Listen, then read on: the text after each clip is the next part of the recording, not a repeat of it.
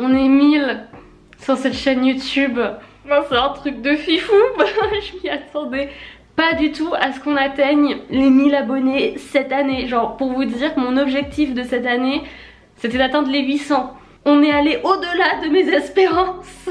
Ça me fait tellement plaisir, vous imaginez pas l'état d'euphorie dans lequel j'étais pendant toute une semaine au moment où on atteint les 1000 abonnés. Je me suis crue invincible et il y a plein de personnes qui m'envoient des messages pour me dire que mes vidéos les motivent de fou à avancer dans leurs projets et ça me fait tellement plaisir parce que vous n'imaginez pas à quel point pour moi c'est vous qui me motivez.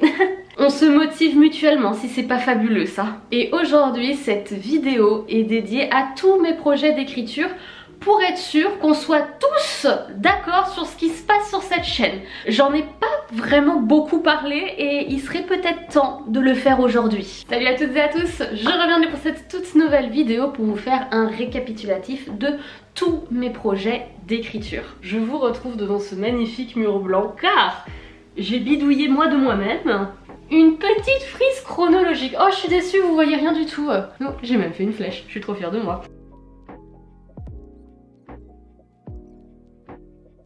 Nickel Jean-Michel. Alors je vais vous raconter l'histoire de cette frise un petit peu. On est très loin vous et moi, je vais dégager la table et on va se rapprocher. Je l'ai nommée la frise de vie d'un projet d'écriture. C'est un peu toutes les étapes par laquelle un projet passe pour devenir un manuscrit abouti. On commence par l'idée et puis toutes les étapes comme le brainstorming et la planification que j'ai détaillé dans ma dernière vidéo, comment passer d'une idée à un roman.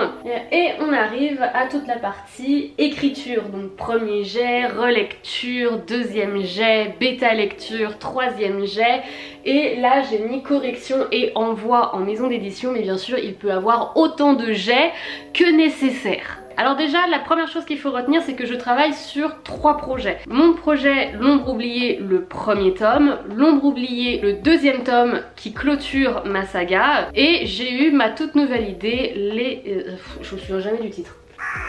Ah mais le titre, pourquoi je me rappelle jamais de ce titre? Je pense que c'est un signe. Si un auteur ne se souvient même pas du titre de son propre bouquin, je pense qu'il faut changer le titre. Et mon troisième projet, La volonté des héritiers, qui lui n'est qu'à l'état embryonnaire pour le moment. Premier projet duquel on va parler, il s'agit de L'ombre oubliée, le premier tome.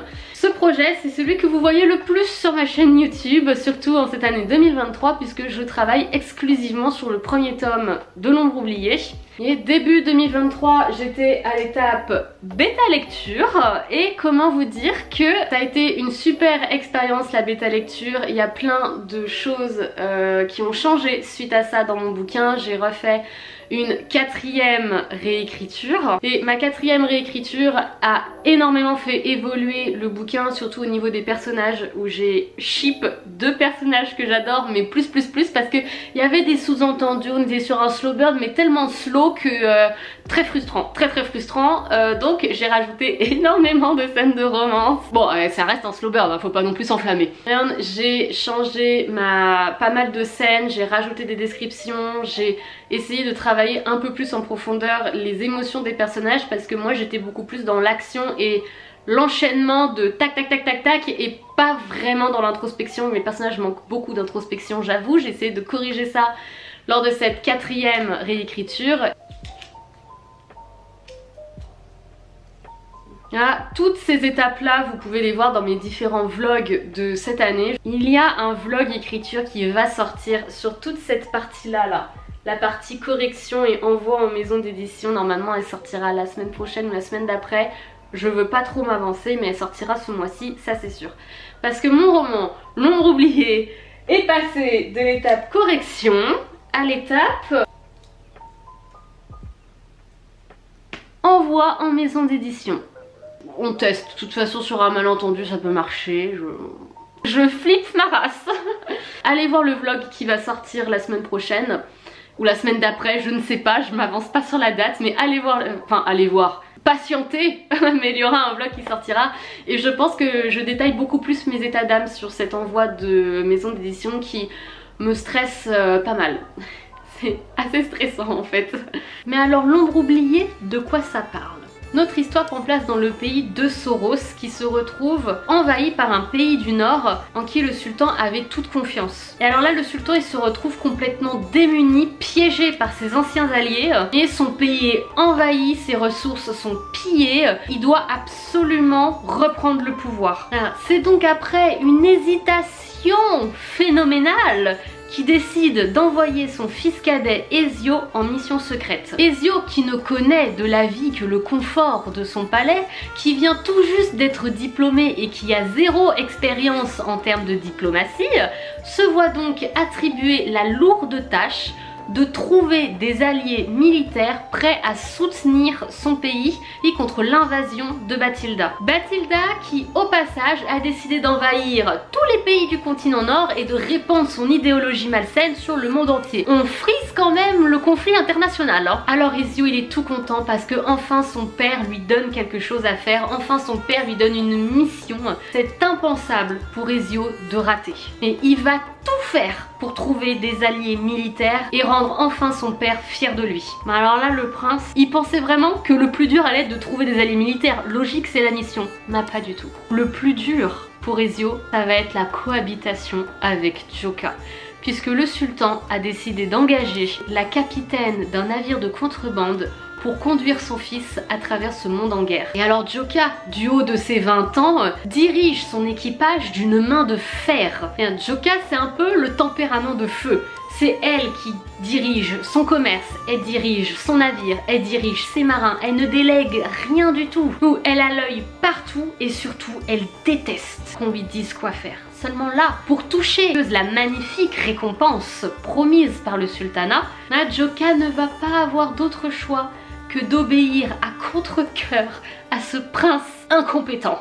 Non, vraiment, Ezio, il sait pas ce qu'il fait, il est là, mais il sait pas trop, ça, c'est la galère, hein, c'est la galère. Et ces deux-là, ils vont devoir collaborer. De son côté, Ezio doit absolument réussir sa mission pour sauver son pays de l'invasion. Et de l'autre côté, Joka veut absolument qu'Ezio réussisse sa mission pour toucher sa récompense. Parce qu'avec l'argent de la récompense, Joka compte bien enfin payer sa dette et se débarrasser de cette culpabilité qui la ronge depuis des années. Comment ces deux personnes au caractère diamétralement opposé vont réussir à s'entendre et à collaborer pour le bien de cette mission? Bon, j'espère que j'ai plutôt bien pitché le truc, c'est vraiment pas facile de pitcher son roman. Essayez de pitcher le vôtre et vous comprendrez à quel point c'est pas facile. Ensuite, nous allons parler de L'Ombre oubliée, le deuxième tome. Alors le deuxième tome, j'ai tout fait en 2022. Pour celui-ci. Alors l'idée, je l'avais déjà, il fallait juste que j'écrive la suite, mais j'ai fait tout ce qui était brainstorming et planification en mars 2022. Et c'est en novembre 2022 que j'ai écrit le premier jet de L'Ombre oubliée, le deuxième tome. Et qui dit novembre, dit NaNoWriMo. J'ai eu la merveilleuse idée d'écrire tout mon deuxième tome lors du NaNoWriMo 2022. Ce qui fait que je me retrouve avec des phrases ridiculement longues qui ne veulent absolument rien dire, avec parfois des doubles mots. Rosa a voulu dire à Errance que c'était pas elle qui avait fait le truc, mais en fait en général c'est comme ça que ça s'est passé, mais du coup elle a voulu l'expliquer comme ça. Les phrases n'ont aucun sens. J'ai commencé un peu à relire. Waouh, c'est nul! Donc là, pour ce deuxième tome, on est toujours à l'étape premier jet. Hein. Depuis décembre, on n'a pas bougé. Mon objectif pour cette fin 2023, début 2024, enfin surtout fin 2023, ce serait de faire la relecture de mon premier tome, et Dieu sait que j'ai du taf, et de préparer ma réécriture pour l'entamer début 2024 ou peut-être ce serait pas mal fin 2023. J'aimerais beaucoup envoyer ce deuxième tome en bêta lecture en 2024 en fait. Donc pour l'envoyer en bêta lecture courant 2024, il faut qu'il soit quand même assez nif. Parce que là, même moi, j'ai les yeux qui saignent. Puis mon tout dernier projet, mon dernier petit bébé en date, la volonté des héritiers. Ce petit bébé a été une idée qui m'est venue pile pendant l'écriture de L'Ombre oubliée, le deuxième tome. Du coup, j'ai mis cette idée très loin dans mon esprit pour pas qu'elle vienne me parasiter. Et quand j'étais en train de faire mes corrections et ma quatrième réécriture du premier tome de L'Ombre oubliée, L'idée s'est imposée à moi de plus en plus, comme une sorte de récréation entre toutes ces séances de réécriture interminables. J'ai aujourd'hui fait tout ce qui était un peu brainstorming de cette idée, planification, mais on n'est pas encore totalement au point, donc je classerai cette idée entre les deux, donc entre brainstorming et planification. On n'est pas 100% serein pour commencer un premier jet. J'ai tellement envie d'écrire ce projet, vous n'avez pas idée à quel point juste ça me frustre de ne pas pouvoir ouvrir un nouveau, de me bloquer. En fait c'est moi qui me bloque, je ne m'autorise pas à ouvrir un nouveau fichier et à commencer à déblatérer sur ce projet, parce que sinon je sais que le deuxième tome de l'ombre oubliée, jamais je le relis, hein. Jamais ça n'aboutit, c'est un truc de fou. Et je veux d'abord aboutir et faire mes premières réécritures de l'ombre oubliée, le deuxième tome. Et juste, je veux envoyer le deuxième tome de l'ombre oubliée en bêta lecture, et pendant qu'il part en bêta lecture, moi j'entame cette idée-là. C'est mon projet idéal dans ma tête. Alors là, on va essayer de pitcher la volonté des héritiers. Et ça va être beaucoup moins facile parce que j'ai pas beaucoup travaillé sur le pitch de l'histoire. Mais je vais tenter de vous pondre quelque chose. Dans cette urban fantasy, on suit le personnage d'Aimée qui se voit contrainte d'épouser Thomas alors qu'elle a pas du tout envie. Ouais, j'ai décidé de partir sur un petit trope mariage forcé. Je sais pas, ça me motivait.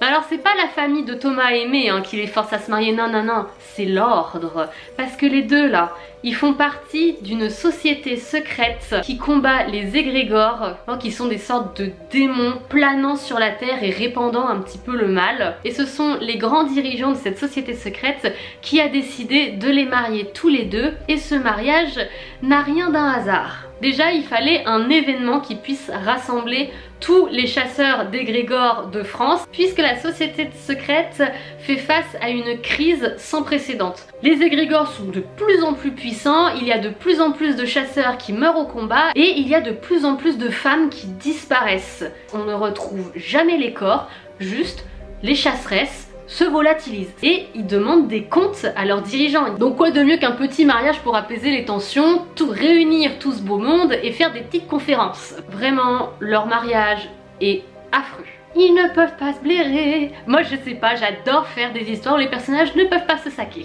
Et Thomas, il est taciturne, il a une dent contre cette société secrète et ce qu'Aimée ne comprend pas du tout, puisqu'en fait pour elle, l'ordre, la société, c'est sa vie, c'est pourquoi elle a dédié son âme, et même si elle était pas chaude à l'idée de se marier, bon bah c'est l'ordre, donc elle va pas dire non. Mais c'est alors que tout change. Lors d'un ultime combat, Aimée disparaît. Comme de nombreuses femmes avant elle, Aimée se volatilise. Créant un conflit et une discorde sans précédent au sein de la secte, Thomas se lance à la recherche de sa femme, malgré le fait que, bon bah, il aime pas trop quoi.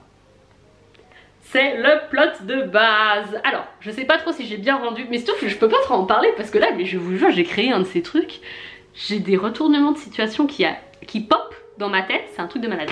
Je m'auto-hype de ma propre idée, ouais, effectivement. Donc, voici à peu près les 3 romans sur lesquels je travaille, plus ou moins avancés comme vous pouvez le constater. Là on est sur pas grand chose hein, pour le moment. Là il faut polir le diamant. Et là clairement l'envoi en maison d'édition, c'est le moment où je ne dors plus la nuit. Je vous ai donc fait le récapitulatif de mes 3 projets d'écriture. C'est sur ces 3 projets là que je travaille. Donc maintenant quand vous voyez une de mes vidéos, il est fort probable que je bosse sur un des 3. Quoique le tome 1 de l'ombre oubliée, j'avoue je vais moins bosser dessus en ce moment puisqu'il est en phase d'envoi. Comme je vous l'ai dit, toutes les vidéos en lien avec chaque projet sont en description si vous voulez aller voir. J'espère avoir été beaucoup plus claire, comme ça on part tous sur les mêmes bases et vous êtes plus là en train de me dire mais... Attends, mais tu fais quoi là? Je comprends plus rien.